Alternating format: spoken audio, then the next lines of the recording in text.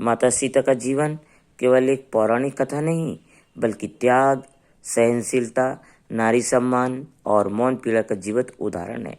वे धरती से उत्पन्न हुई और अंत में धरती में ही समाहित हो गई। लेकिन यह समाहित होना अचानक नहीं था। इसके पीछे बरसों का दर्द, अपमान, चुप्पी और आत्मसम्मान छिपा था। जब माता सीता रो रही थी, तब वह केवल अपने लिए रो रही थी, बल्कि उस हर नारी के लिए रो रही थी जिसे बार बार अपने चरित्र को साबित करना पड़ता है। माता सीता का जन्म धरती माँ की गोद में हुआ था। राजा जनक के खेत जोतते समय धरती से एक दिव्य कन्या प्राप्त हुई थी। उसी समय से माता सीता का स्वभाव भी धरती जैसे हो गया। सब कुछ सह लेने वाला, सबको धारण करने वाला। बचपन से ही वे शील, मर्यादा और पवित्रता की प्रतिमूर्ति थी। स्वयंवर में भगवान राम ने शिव धनुष तोड़कर उन्हें प्राप्त किया। यह विवाह पूरे संसार के लिए आदर्श था, लेकिन माता सीता के लिए सुखों का नहीं, बल्कि परीक्षाओं की शुरुआत थी। वनवास के समय माता सीता ने राजमहल का वैभव छोड़ दिया। उन्होंने स्वेच्छा से वन जाना स्वीकार किया। कांटों से भरे रास्ते, कुटिया का जीवन, जंगल का भय, इन सब से वे कभी विचलित नहीं हुई। उन्होंने कभी यह नहीं कहा कि वे रानी हैं और उन्हें यह जीवन शोभा नहीं देता। वे हर परिस्थिति में राम के साथ खड़ी रही। रावण द्वारा माता सीता का हरण उनके जीवन की सबसे कठिन परीक्षा थी। अशोक वाटिका में उन्होंने अनेक कष्ट सहे, लेकिन उनके मन में कभी भी राम के प्रति संदेह नहीं आया।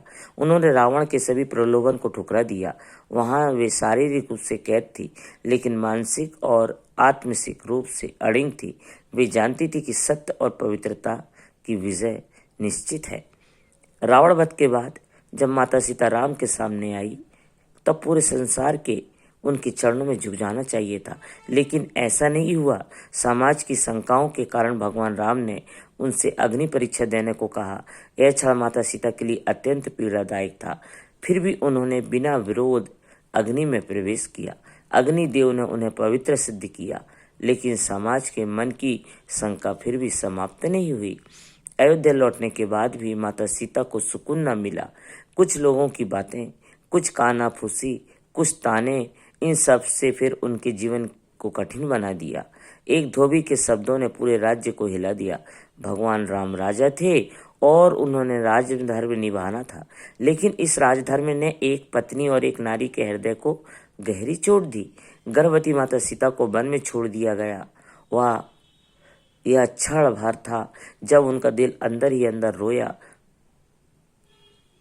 यह वह क्षण था जब उनका दिल अंदर ही अंदर रोया। न कोई अपराध, न कोई दोष, फिर भी त्याग। वे बिना कोई शिकायत के बल्कि वाल्मीकि आश्रम पहुंची। वहीं उन्होंने लव और कुश को जन्म दिया। अकेले वन में बिना किसी सहारे के उन्होंने अपने बच्चों को पाला। उन्होंने उन्हें धर्म, सत्य और राम का नाम सिखाया। माता सीता ने कभी अपने बच्चों के सामने राम के विरुद्ध एक भी कड़वा शब्द नहीं कहा। उन्होंने अपने दुख को अपने हृदय से ही दबाए रखा। वे जानती थी कि उनका व्यक्तिगत दर्द बच्चों के भविष्य पर बोझ नहीं बनना चाहिए। यही उनकी मानता थी। जब अश्वमेध यज्ञ के समय लवकुश ने घोड़े को रोके और राम से युद्ध किया, तब सत्य सामने आया। राम को अपने पुत्रों का ज्ञान हुआ। यह मिलन अत्यंत भावुक था, लेकिन माता सीता के जीवन की परीक्षा यह समाप्त नहीं हुई। अब एक बार फिर उनसे प्रमाण मांगा गया। एक बार फिर उनसे यह सिद्ध करने को कहा गया कि वे पवित्र है। वर्षों तक अपमान सहने के बाद, वनवास झेलने के बाद, बच्चों को अकेले पालने के बाद उनका धैर्य टूटने लगा। यह टूटना क्रोध का नहीं था, बल्कि गहरे दुख का था। यह वही क्षण था जब माता सीता रो पड़ी। यह रोना किसी से शिकायत करने का नहीं था। यह रोना उस व्यवस्था के खिलाफ था जो नारी से बार बार बलिदान मांगती है। उन्होंने महसूस किया कि चाहे नारी कितनी भी शुद्ध, त्यागी और समर्पित क्यों न हो, समाज उसे संदेह की दृष्टि से ही देखता है। माता सीता ने जब धरती माँ को पुकारा, उनकी आंखों से आंसू बह रहे थे। उन्होंने कहा, हे धरती माँ, तू मेरी जन्मदात्री है। यदि मैंने जीवन भर धर्म का पालन किया है, यदि मैंने कभी अधर्म नहीं किया, तो मुझे अपनी गोद में स्थान दे। ये कहते समय उनका स्वर शांत था, लेकिन उनका हृदय आहात था। धरती फट गई और माता सीता उसमें समाहित हो गई। यह घटना संसार के लिए एक मौन संदेश थी। यह संदेश था कि आत्मसम्मान के बिना जीवन का कोई अर्थ नहीं। माता सीता ने यह सिद्ध कर दिया कि बार बार अपमान सहने से बेहतर है मौन होकर स्वयं को अलग कर लेना। माता सीता का रोना उनकी कमजोरी नहीं बल्कि उनकी शक्ति थी, और रोना आने वाली पीढ़ियों के लिए चेतावनी है। यह हमें सिखाता है कि नारी को केवल सहनशील नहीं बल्कि सम्मानित भी होना चाहिए। धरती में समाहित होकर माता सीता अमर हो गई।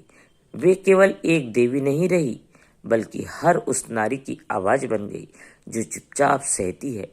उनका रोना आज भी हमें सोचने पर मजबूर करता है, क्या हमने सच में उनके त्याग का मूल्य समझा? नहीं समझा। ये दुनिया वाले नारी को कभी अच्छी दृष्टि से नहीं देखा।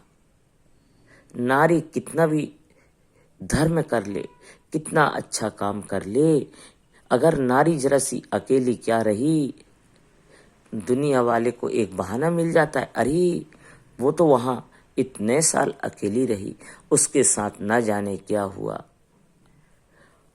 पर लोग उसकी मजबूरी नहीं समझते।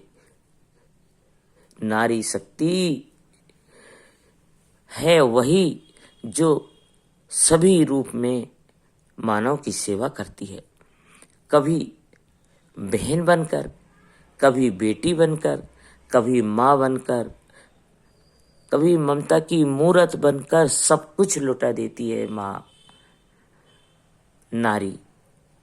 इसके बावजूद भी नारी को समाज ने नहीं छोड़ा। एक झूठे धोबी की बातों में आकर भगवान श्री राम ने अपनी पत्नी को त्याग दिया। वो तो भगवान थे और वो एक धोबी था। इतनी परीक्षा लिया गया माता सीता से, ये कहाँ का न्याय है? भगवान राम जो इतने